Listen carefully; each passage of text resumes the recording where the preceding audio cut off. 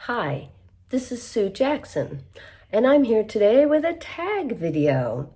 If you watch my channel, you may know that I've been trying to catch up on tags. This is actually a recent one that I was tagged in, I think in March while I was away, and I was saving it for this week because guess what's coming up? Big Book Summer begins May 23rd, which is quickly approaching. And I have way too many big books already set aside for this annual challenge that I run. Check out the video on May 23rd to see what it's all about.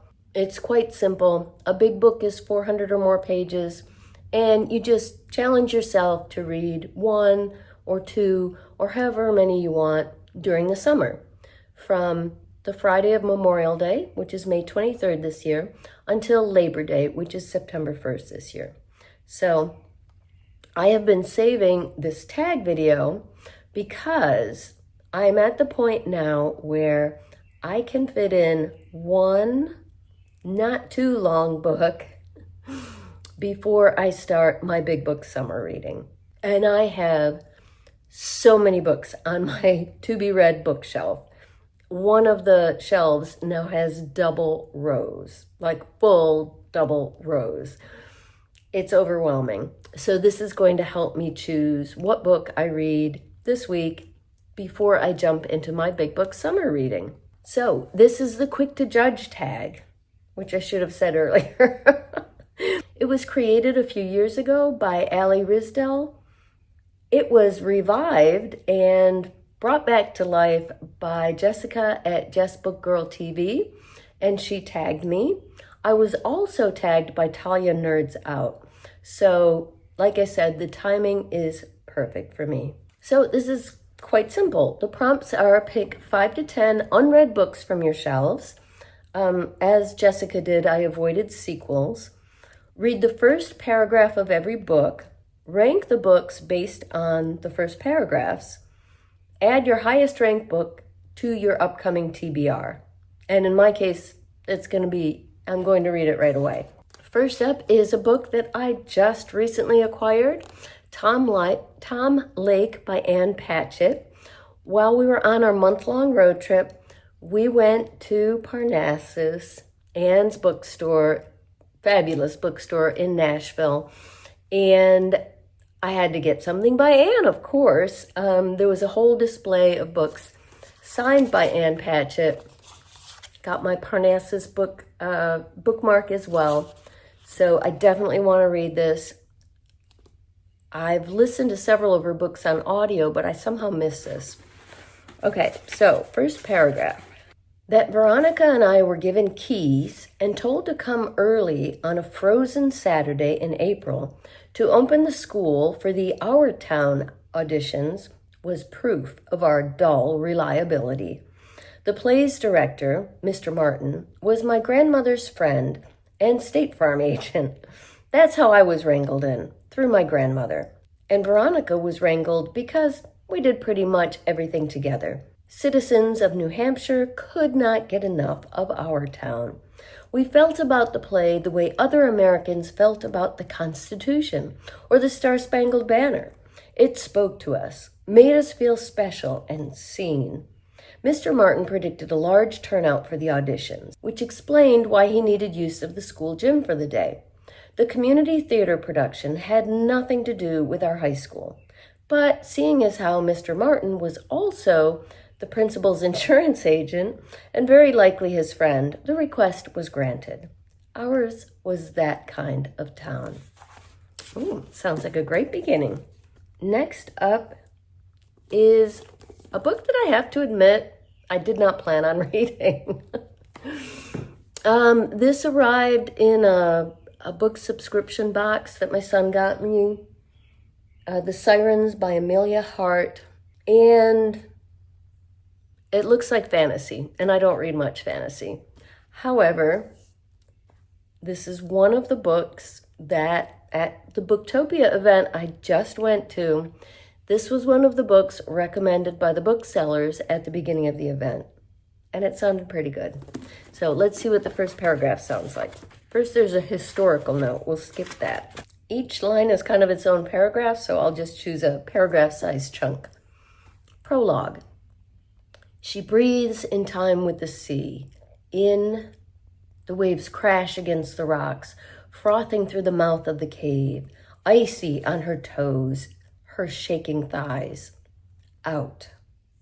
The tide sucks away, leaving offerings in its wake, a glistening rope of seaweed, pieces of shell, pearled as bone.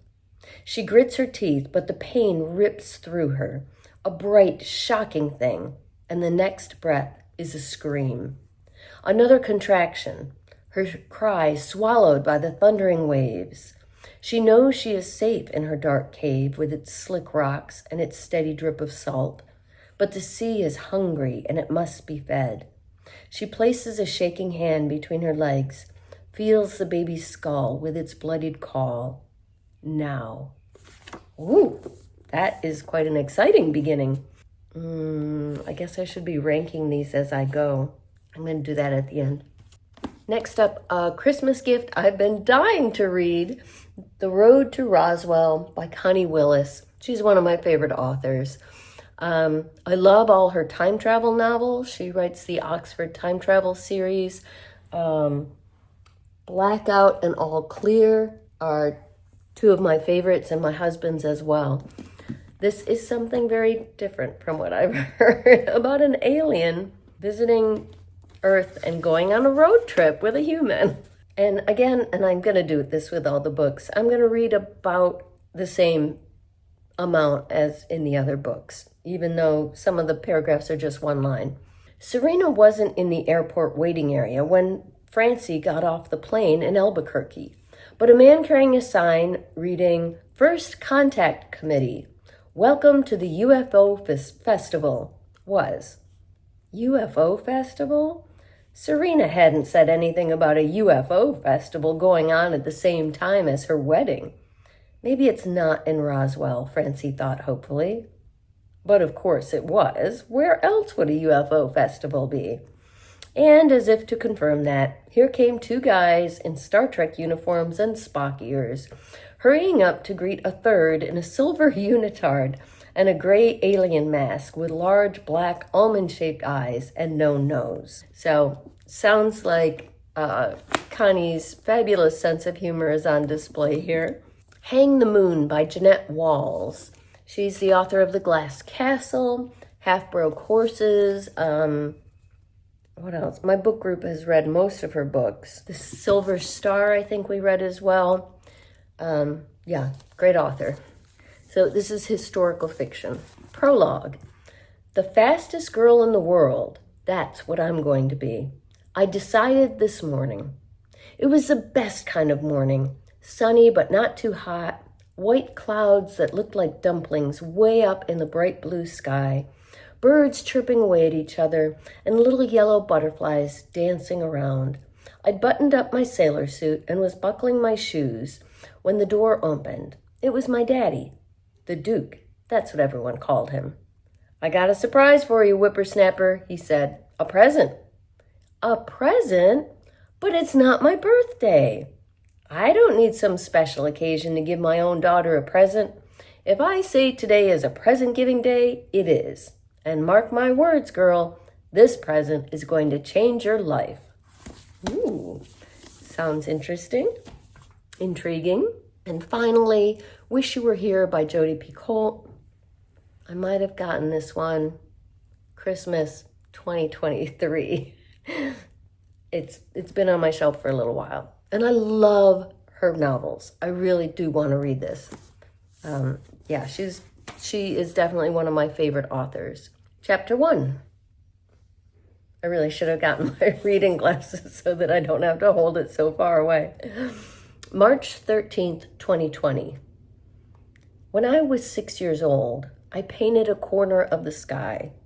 My father was working as a conservator, one of a handful restoring the zodiac ceiling on the main hall of Grand Central Terminal, an aqua sky strung with shimmering constellations. It was late, way past my bedtime, but my father took me to work because my mother, as usual, was not home. Still don't know what it's about, But I know I love her books, and that sounds like an interesting start.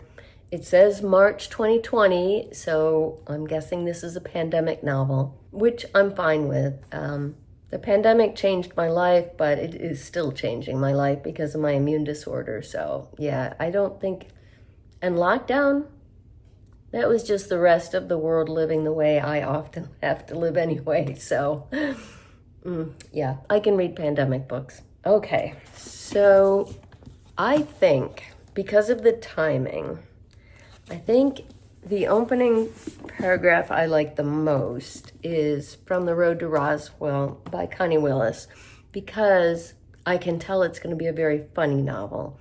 And I feel like I need something light and funny before I jump into Big Book Summer. I think my first book read for Big Book Summer is going to be Madame Bovary, which I'm guessing is not super light. So yeah, so this is going to be the next book I read.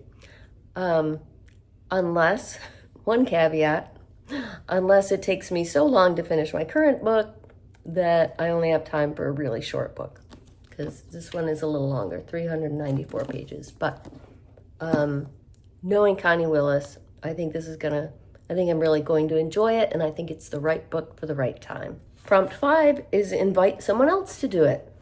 I think this is a really fun tag. I've seen lots of other people do it, but I did check, and I don't think any of these people have done it yet.